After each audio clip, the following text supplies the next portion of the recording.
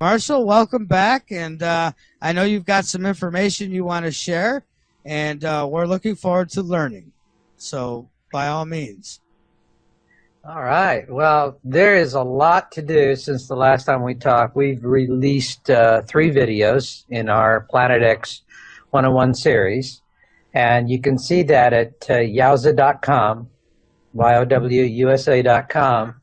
And we have the ones we've brought up are Deep Impact, Nibiru Nearing, and Pole Shift.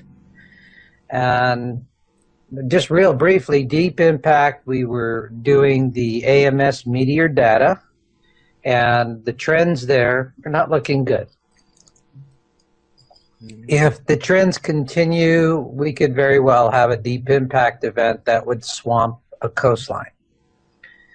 If the trends, that is, if the trends do not reverse quickly.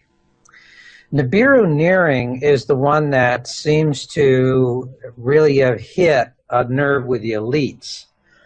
Excuse me. We have several observations, including several from Turrialba, you know, that webcam we've been tracking in Costa Rica. Mm-hmm. And in response to our program, which went up on June 8th, the U.S. government had the camera tilted down into the dirt, so it's no longer usable.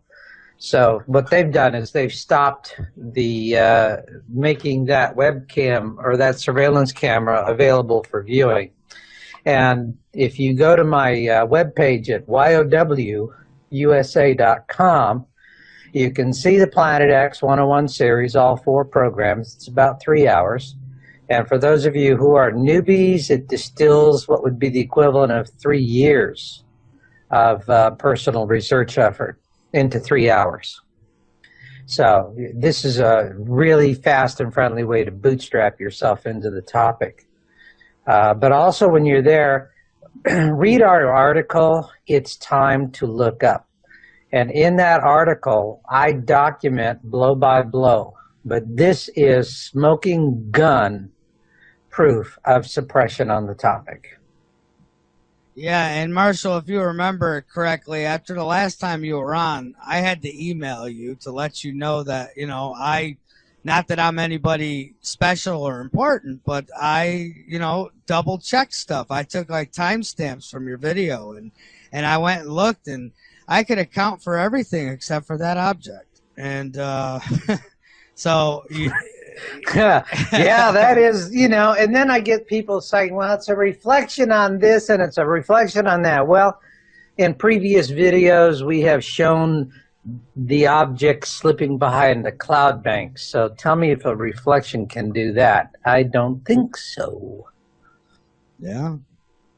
Peter? So. I'm here. Sorry, I was just listening. Oh, I had sorry. watched the videos earlier.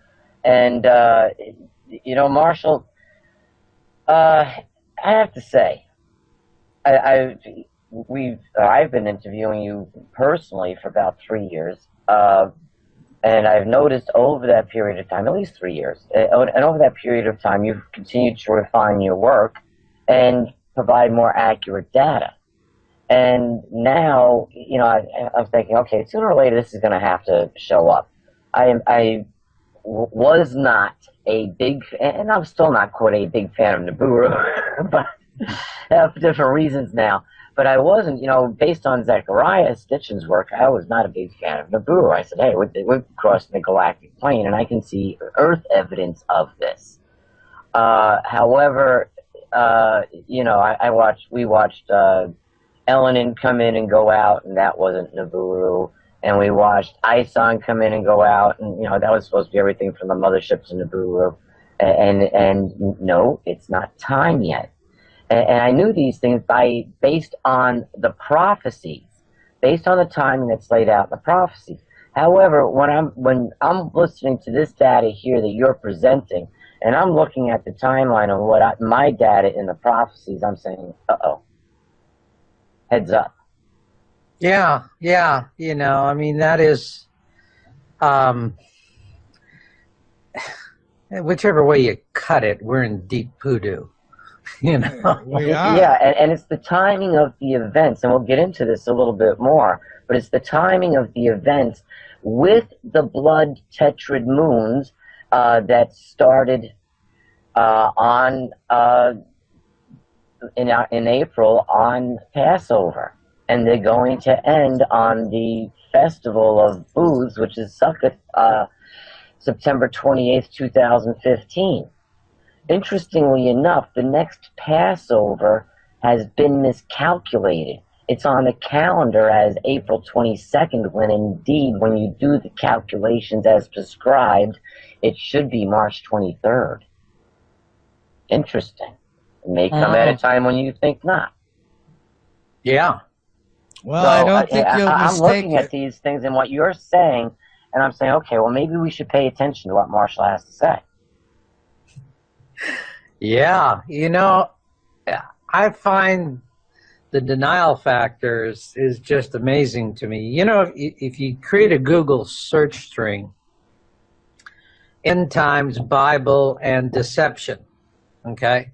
You plug that, you know, end times plus Bible plus deception. You put that into Google, and it comes up with like 1.63 million results. So people are used to talking about, well, yeah, there's going to be deception. 1.63 million results. I mean, stop and think about it. These are web pages that are hitting on these keywords in that sequence. And yet people still say, well, if it was that big, the government would have to tell us about it because it would be that big. Yeah, and if you believe that, I have a bridge in Brooklyn that's for sale. It's going cheap. It's going quick. To you, whoever wants to buy it, $300 million. You put a toll booth on it, and we're good to go. You can make your money back in a year. I promise you. There's a lot of traffic that goes across that bridge.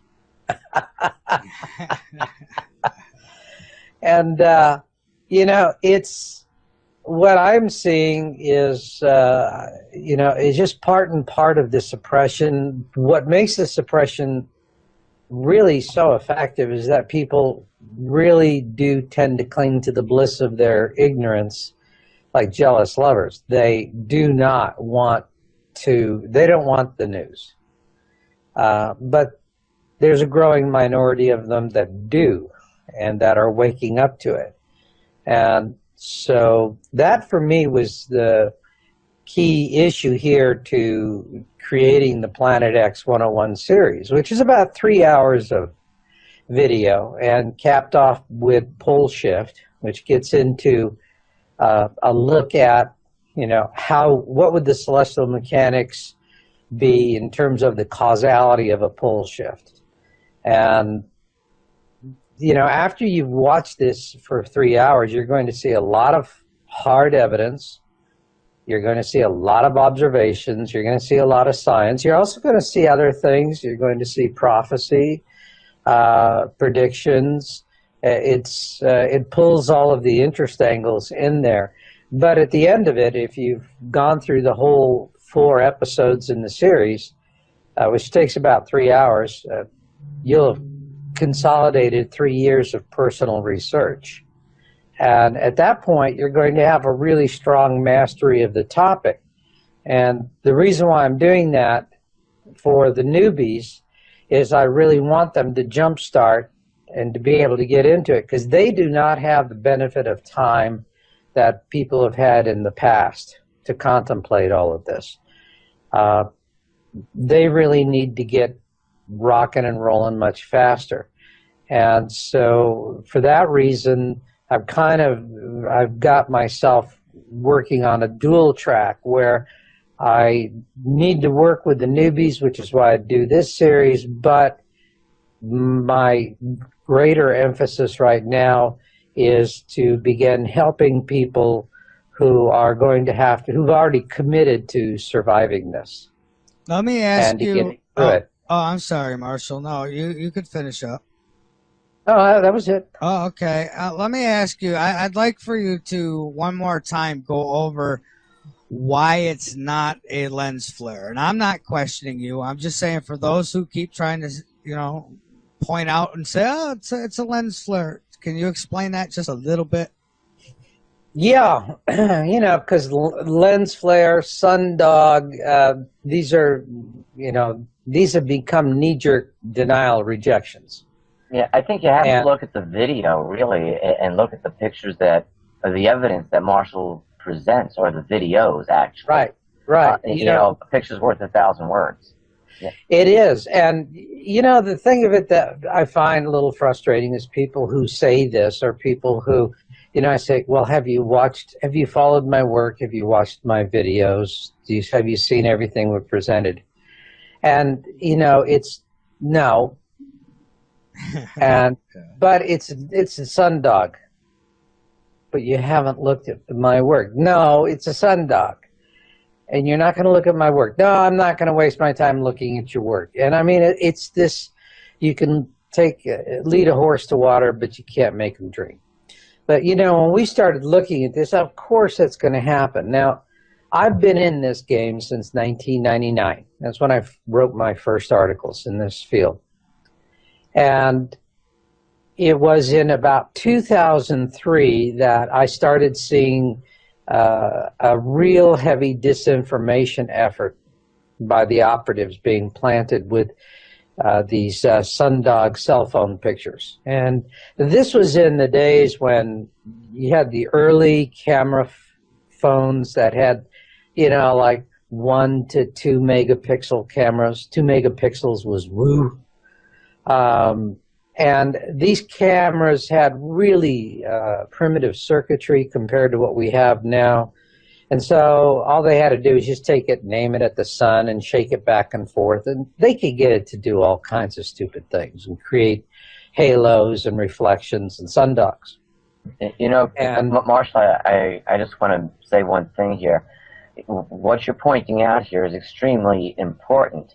At one time, I had my own photography business, and I used Hasselblad and Rolleiflex. There was a reason. There's a reason why I used those cameras. Rolleiflex. Good Lord, man, you had the good stuff. Yeah, and if I really wanted to expand the film, I had a Mamiya RB67, and that's it. I'm dealing with a piece of film which is 3 inches by almost 4 inches. And I would use ultrafine grain so I could turn around and take that picture and blow it up to a 3x4 photograph, 3 foot by 4 foot photograph, and it would look crisp and clear. So having, and with the circuitry, when I love digital cameras. Big frustration with digital cameras. Now that they're getting up into the 40 megapixel range, okay, now we're talking. Yeah, but still, you're dealing with circuitry and meter Olympus, and I'll go buy film and use it because click, you got it, click. And with these digital cameras, it's click, and it just takes forever for them to image. They just don't have the speed unless you're going to go out and buy the really expensive ones. But then you run out of batteries, then you run out of chips. I mean, the old Olympus, I just get a bag of film and maybe a couple extra batteries, and I'm good to go for a trip. And so it's getting there, but the big thing that we're really finding right now people are using for observations are smartphones. And here's what really made a huge shift in the disinformation effort, because back when the cell phones were 1 to 2 megapixels, you could get all of these aberrations. And so they just started flooding the internet with this nonsense. All right. And we were watching it. We've documented it. You can find it on our site. We were, documenting what was happening years ago. Not that anyone is ever interested in history. And however, things changed in a very pronounced way when Apple brought out the first of the iPhones. I think back then it was about, 8 megapixel was the camera, but it just simply, the iPhone set a whole new standard. And at that point, what we saw was that the disinformationalists stopped the campaign. But they had already achieved their goals. They had gotten the terms reflections and sundogs injected into the public domain. And consequently, when people would look at pictures coming off of smartphones, they would brand them as sundogs just as fast as they would coming off of these junky little phones, which we won't even use images that come in from those phones. They're just very problematic. But the smartphones, now you're talking 10, 12 megapixels and more. I've got a Galaxy S4 active, and my God, the picture resolution is amazing. And so once those came in, the disinformation campaign chilled out, but the damage was already done. And so people were already inoculated against these kind of images. And the thing is, with a smartphone, you can get reflections and sundogs in an image, but you can also, unlike with the cheap cameras or the older cameras, which were very poor, you can differentiate between a legitimate object and some sort of aberration, reflection, or sundog. And so you can make those distinctions in a better resolution camera. And so, you still have this thing where people jump to it. Now, when we started tracking Turrialba, all right, and this is 3 different camera systems, and one was a standard definition, one was high definition, and the current one, which was gifted by the United States government, is about as clear as mud. And however, we've acquired Nibiru with all 3. But what's more important is that you're talking about. Yeah. Correct? But the point here is, and we've already put it in one of our past videos, all right, is that we have images of Nibiru slipping behind a cloud bank. Now, Peter, you were a professional photographer. How does a reflection or sundog or a lens aberration slip behind a cloud bank? It doesn't. When the sun, whenever that bright object goes behind the clouds, that flare should go away. As a matter of fact, my favorite day to shoot, especially outdoors, was on overcast days. No sun, no haze. You don't have to worry about any kind of lens flare being in the way. And with a little touch of light, hey, you had your own sun. Yeah, but the point is that if you have a lens flare, all right, the lens flare is just going to stay there. It's an aberration. It'll appear in front of a cloud as all right. But if it's a natural object, it will, in other words, if it's a lens flare, it's between you and whatever you're imaging. Correct. If it's a natural object, all right, then it's a natural object, and then it can be obscured. Oh, sure. And when it goes behind the cloud, that's pretty much it. You're not going to see. It should go completely away. Depending on what's causing that lens flare. It goes away because it is obscured. But if it is a lens flare is an aberration that happens in front of what you're shooting. It's between you and the target. Exactly. That's where lens flares occur, is between you and between what you're shooting. So and they should be off to the side, typically. Well, the lens flare is just going to stay there until you shift the camera view, you do something different, you do something dramatic. All right? So the point here is we went through and we did a lot of work. I mean, God, we spent weeks on this stuff, reviewing the images, because we knew there would be this knee-jerk nonsense coming out. But also as researchers, we didn't want to go down a rabbit hole. So we want to make sure, first off, is this a reflection, a lens aberration, a flare of some sort? No. Okay, when we did our deep analysis on it, no. Were there flares, were there sun flares and other aberrations occurring? Yes. But because we had high resolution imagery, you can sort between the two. Then we knew we had a natural object. Now, one of the things that we do is called the gamma test. That is the easiest way. Gamma is a way of adjusting your images in a digital format. It's not for film. Gamma is digital. It's desktop publishing. And so if you have a reflection, reflections are what we call cold objects. All right, so you turn the gamma down to 0, you'll always see the sun. But your reflections or your sundogs will disappear because they're cold images. They're not generating their own light.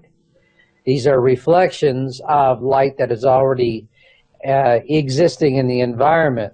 So because the light has been bent through the distortion, it's not going to have the same heat, if you will. It's not going to be hot. It's going to be cold.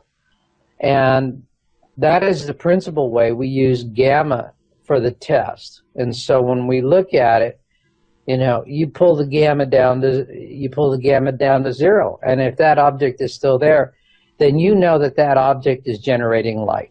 Because the only thing that'll go to 0 gamma is something that's generating light. All right? We do that. But also we go and we look at feathering. All right? If you have reflections and you do an intense close-up, you go down to the pixel level. Now, this is the reason why you need to have the high resolution. Because with high resolution, you can really zoom in on this, especially when if you have original source files. This gives you one big advantage with the digital camera that you're not going to have with a film camera. Because you'd have to be looking at the raw negatives under a loupe to actually look at what grains of silver were exposed. Yeah, you know, that's really it. And the thing about it with digital is when you get the raw image file, you're essentially doing the same thing. You can really go down. And that's when we're looking for, the other thing besides gamma is we're looking for edge definition. All right, and an object that's generating its own light is going to have a crisper edge when you really zoom down on it. And a reflection is not. Reflection is always going to have a soft edge. So are sundogs. And guys, so these are the kind of things that we do when we're evaluating these images. And, you know, I'm just not going to be buffaloed by a bunch of disinformation operatives who have just gone out and tainted, you know, the discussion with, you know, they do that. Like now the current thing is, you know, before sundog, sundog, sundog, sundog, you know, and everybody says it because they think, oh, it makes me sound intelligent. Okay, good. All right. And they really don't understand, you know, to the level that we do. Now the new term after sundogs that the disinformationalists have created is fear porn. Okay. And so these are code words. These become code words. This is social programming. And when you hear these code words, the immediate emotional message people get is, don't look at this. Don't look at this. Don't look at this. All right? And that's how it works. And it's effective because people want it to be effective. We've got to take a break, guys. So we'll pick right back up on this. I do want to ask you this quick before the break. Didn't the clouds, I mean, they played a significant role in showing that it wasn't a lens flare too, did they not? If I remember correctly. If the object disappears behind the cloud, all right, then you know that that object is behind the cloud. And a lens flare is going to be between you and the cloud. Mm-hmm. Lens flares live directly right in front of the camera, all right? Real natural objects are wherever they are in front of the camera. And that means if that object is slipping behind a cloud bank, that means that object is in space and it is behind the cloud.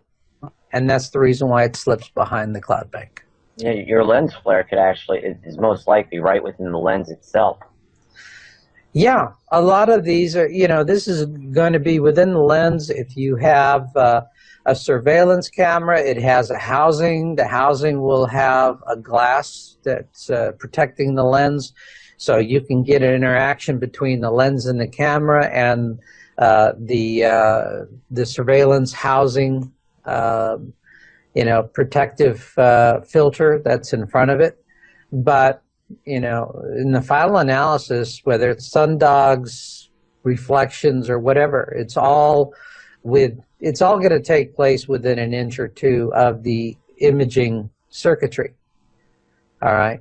Whatever's existing in the environment is whatever's going to be in the environment. And in the case of Turrialba, we're looking at infinity as the setting.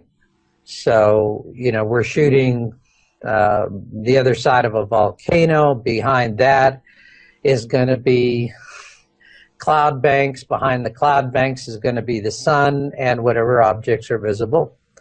And then, of course, once we've determined that it's a natural object, the next thing we have to do is it a cataloged object? And this is the other thing. I mean, we always hear that they go Venus, Venus, Venus, Venus, Venus, Venus, Venus. And I was able to account. Hey, you know what?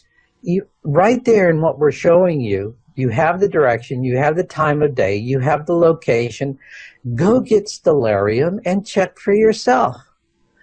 Do they ever do it? No, because they like sounding intelligent by going Venus, Venus, Venus, Venus.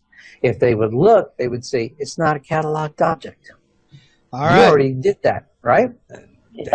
Michael did, yes. Marshall, Yeah. when we come back from the break, I want to ask you about Antarctica. All right.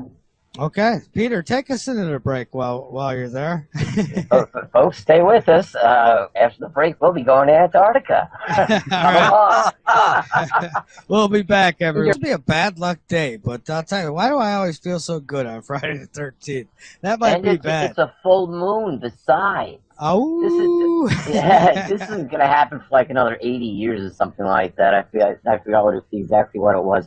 But I get a kick out of it. I always like Friday the 13th. It's like, okay, let's stare destiny in the face, and especially on a full moon. But you know where Friday the 13th got its unlucky aura from? I don't know. It was Knights Templars. Yes, it was Friday the 13th that they started rounding up Knights Templar and officially ended the order. Or at least those who are running the order anyway. See, and Friday the 13th has never been a bad luck day for me. I've never had a Friday the 13th that I could look back on and say, oh my God, I'm not getting out of bed today. They've always been pretty good, so I don't know. I agree with you. It's like, hey, today's Friday the 13th. Cool, let's go live life. Yeah. Good night to drink and watch some scary movies, right? Speaking of which, it's the second Neumeyer station that I've been watching. Their essential semi-live snapshot feed of the station and the horizon. And I've watched the sun rise lots of times, and I've watched the moon rise lots of times, and I've seen some things I can't explain. Now, some can be explained by, quote, lens flares. As a matter of fact, the first time I looked at something, I go, wait a minute, what in the world is going on here? What am I actually seeing? But I've seen some things which can't be explained by lens flares, and there's one that's going on now. But here's the interesting thing. You brought up the volcano where they swapped out the camera, and the image turned to garbage. Well, the camera that they had at Neumeyer Station was a pretty good camera. It showed everything. The Aurora Borealis, or I guess it's down there, it's what is it, Aurora Antiala, or whatever the heck it is. That it's called something differently down there. The Southern Lights, the equal thereof, beautiful. You'd see it right in color some nights. The sky would just light up green and different shades, and you can watch the shimmer as you watch the still photo. Changed out the camera.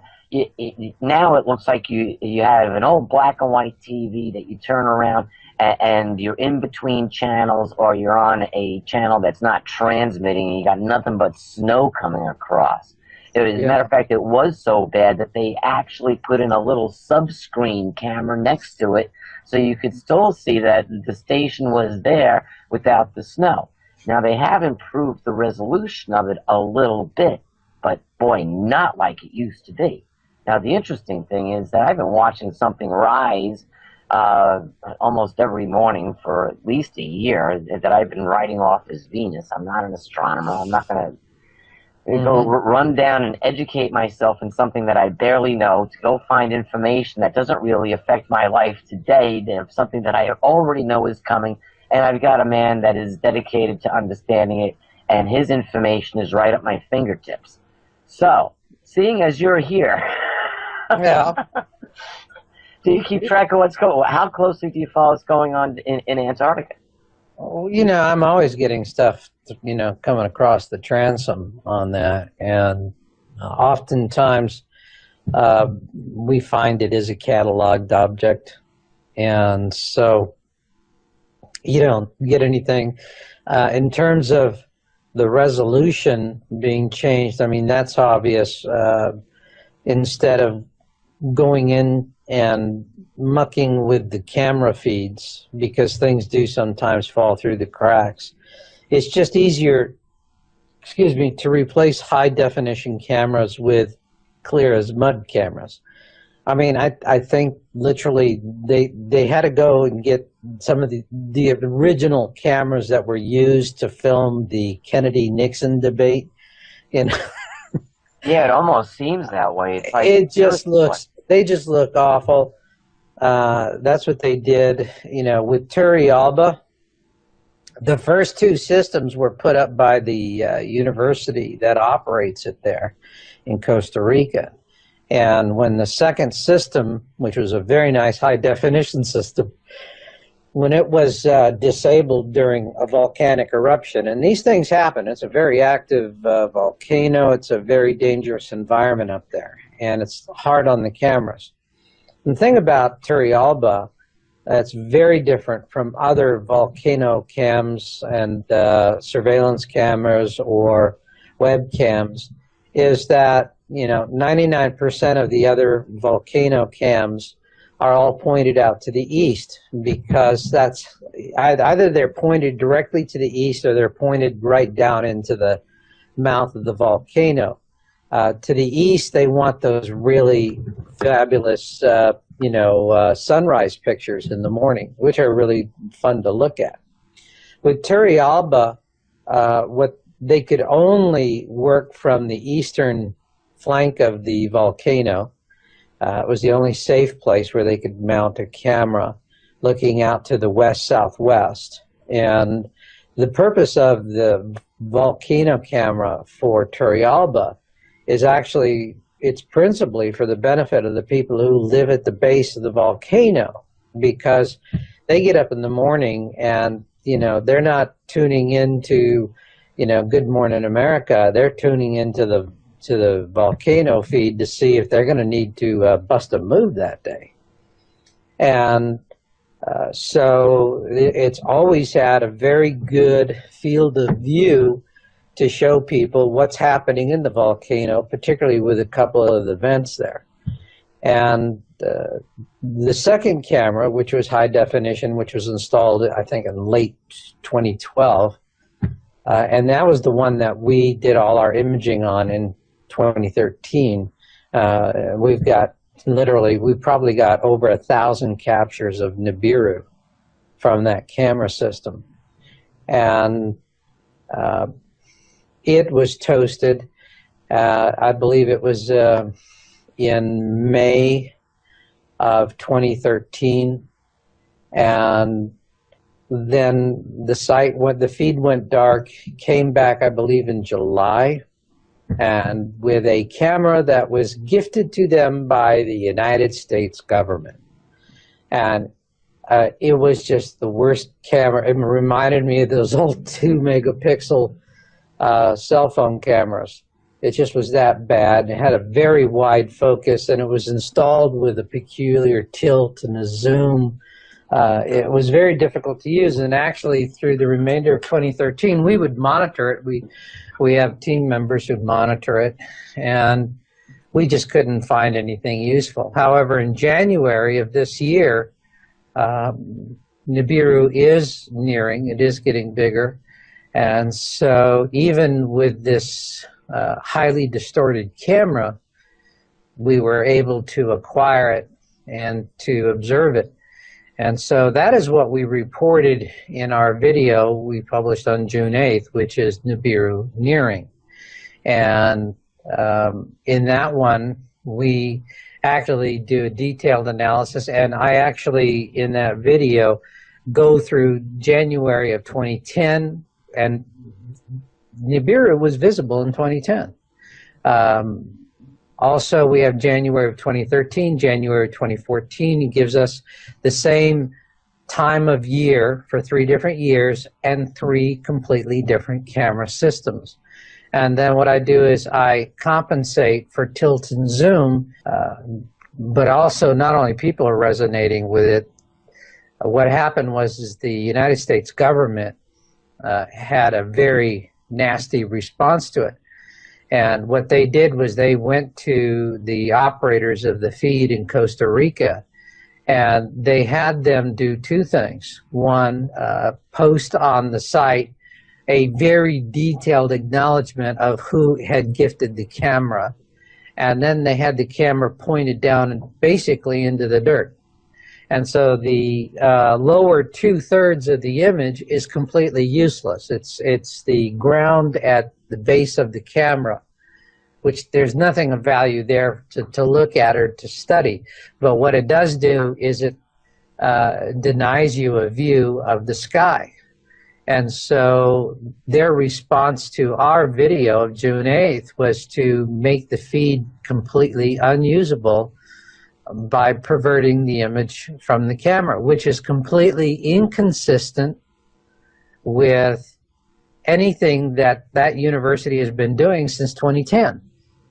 All right? So this is something where it's very clearly a cover-up. We document and explain it. I published an article this morning. It's time to look up. And it really is. And you know, I get from people after we go through the cell phone sundog issues and all of that and all the, you know, all the usual yada yada from the disinformation programming, people say, well, okay, so why? Why should I care? Why should I care? And the reason why they should care and the reason why there's suppression is that you have to understand what the global elites, what their strategy is. You know, the people that throw all of these nonsense objections at me are not the wealthy people. And I'd like to the just... top 2% of the world, they got their bunkers. I'm telling you, you would have maybe only 1 out of 100 doesn't have a bunker. Marshall, or hasn't made arrangements to go into a taxpayer-funded bunker. Go ahead, Michael, and then I want to make a comment. Okay, I just wanted to say quickly where my interest came in this whole Planet X ordeal is back, and I just want to go through this quickly. Back in 1983, I went to John Marshall High School in Rochester, New York, and my science teacher was Mr. Freeman. So anybody wants to look that up and see if I'm telling the truth, you can look it up. And in that class, we would get once a week, they would give us a little like magazine type, real thin, few page pamphlet from NASA. And it was part of our science. We were supposed to pick a story out of there we were interested in, do some research on it, and write about it. Well, right. I came across Planet X. NASA said they found it. And this was in this magazine. I remember going home. I was excited because in it they said there could be life and blah, blah. You know, they said a few things about it. And, you know, and I didn't think nothing of it. Years went by. I didn't hear no more about it. Then I started listening to Art Bell back in the 1990. And I heard it mentioned a few times, and it clicked in, and I remembered, and I says, hey, I remember reading about that. And since then, I have been looking into it. And I've come across a lot of stuff that points towards it. I've seen a lot of bull crap that's come out about it. I have to say, Yeah. Marshall, you are the only one, and I am a hard person to convince. Anybody that listens to this show knows this. I'm hard about these things. But Marshall, you are the only one that has provided me with something that I could actually verify that is out there. Now, I could say I don't know exactly what it is. I wait for your data to find out if this thing's moved or where it is and blah, blah, blah. But it's there. It's, if in my opinion, I'm no professional, but I did what anybody could do. I took the coordinates. I went, I looked on a star map. I found this object, and it wasn't Venus, it wasn't Saturn, it wasn't Jupiter, it wasn't any of those, it wasn't any of the moons, and it wasn't a lens flare. It's there. I don't know what it is. You do, but it's there. And so you have verified more to me than anybody ever has on this topic. And I'm not blowing smoke up your butt. I'm just saying. So that's where I'm coming from on this, so people understand. And Peter just lost his internet connection. Or did I? No? No, Peter did. And when he went down, he took everybody down. All right, so let me hang up here. Okay, hold on, folks. We got nailed here. All right, let me first get Marshall back on. This is the general mailbox for your own world. Well, that ain't gonna work. All right, let me first get Peter back on.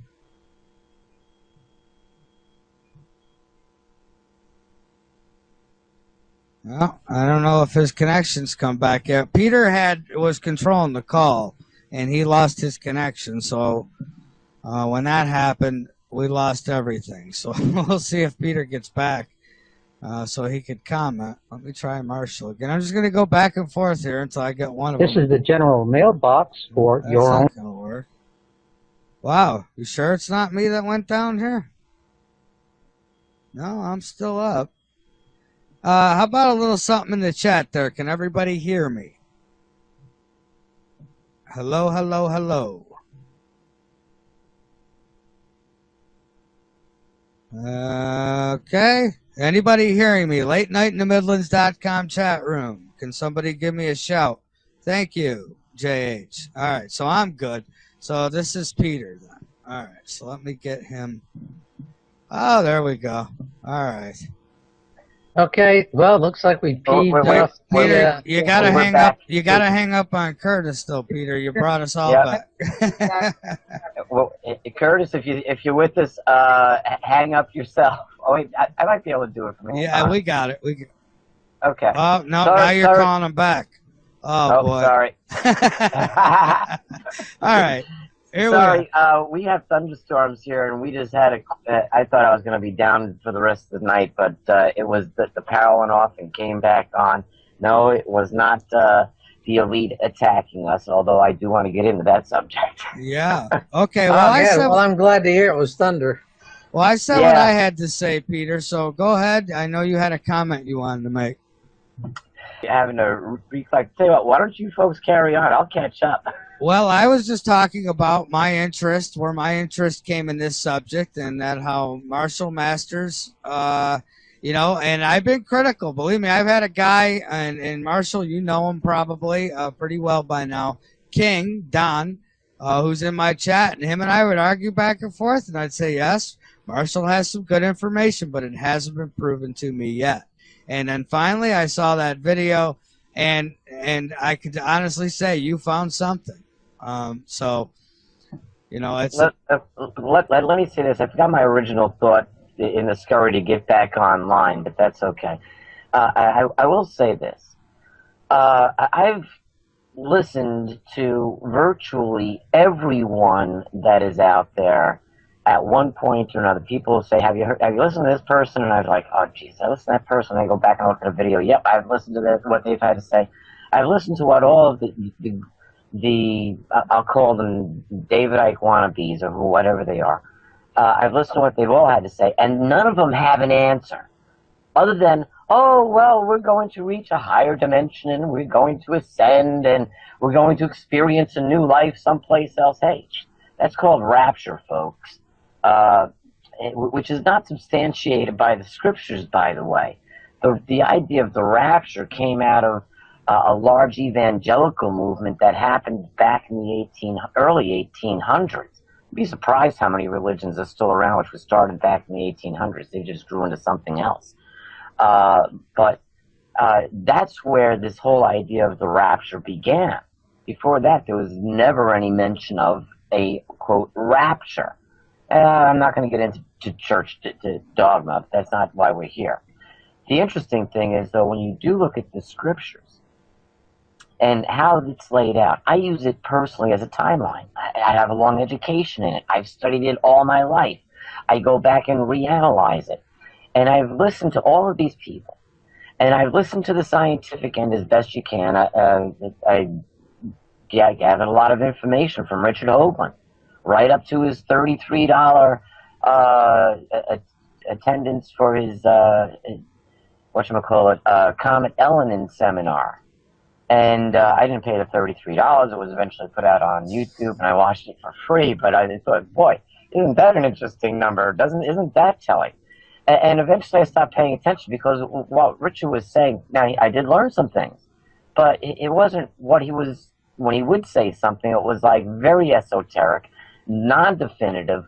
It was out there in the ether someplace, and you had to wait for more information. Stay tuned for drip, drip, drip.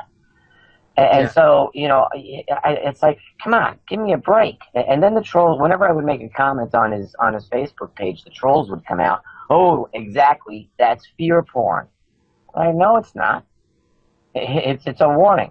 I don't know how many times I've used this expression. If your house was on fire and your neighbor tried to wake you up, would you tell him, go away, it's fear porn, you're a fearmonger? Well, and I don't try to convince anybody of anything. All I'm doing is I'm trying to get truth. Once I confirm something and it's real to me, I'll then share it with others. And if they want to, you know, follow along and look into it, great.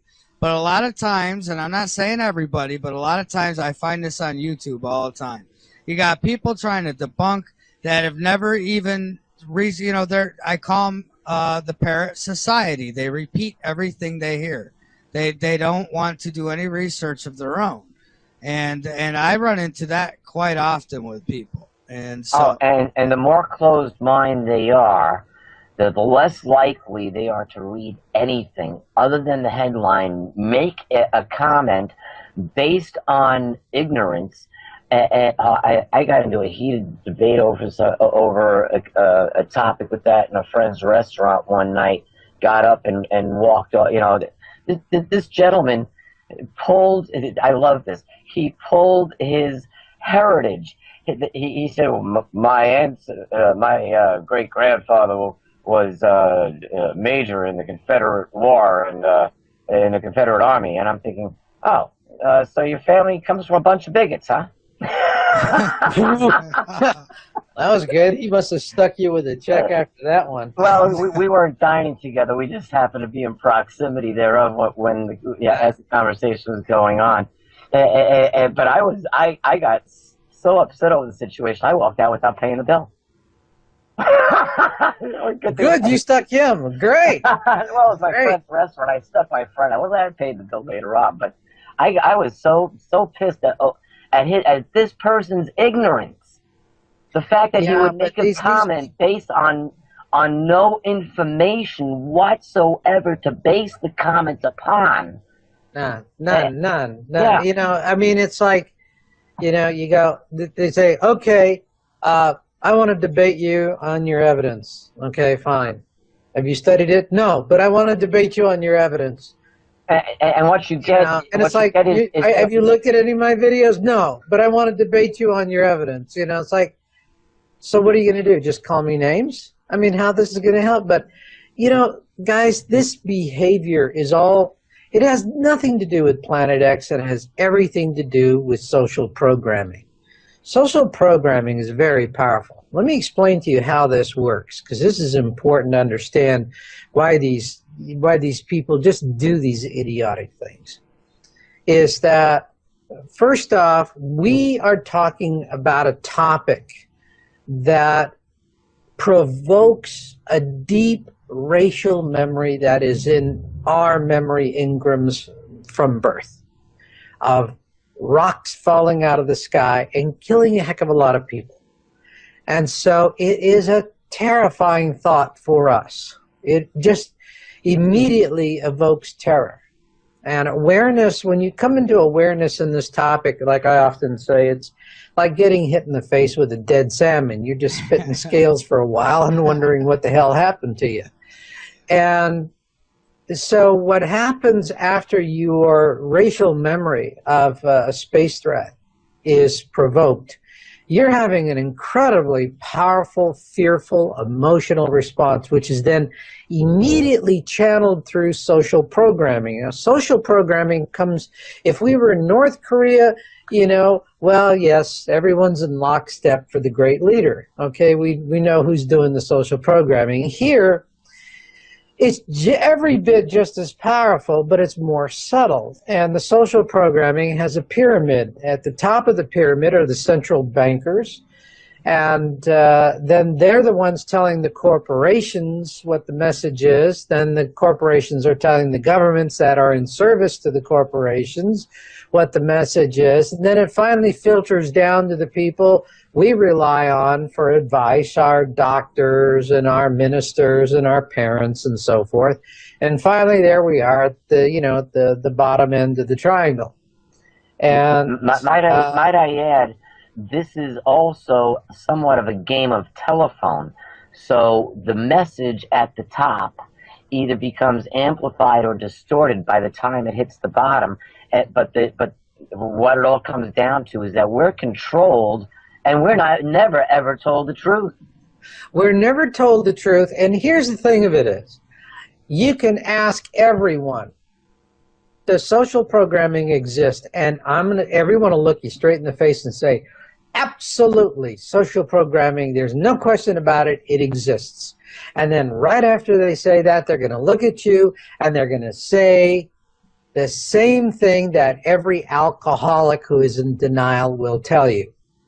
But I can control it. All right?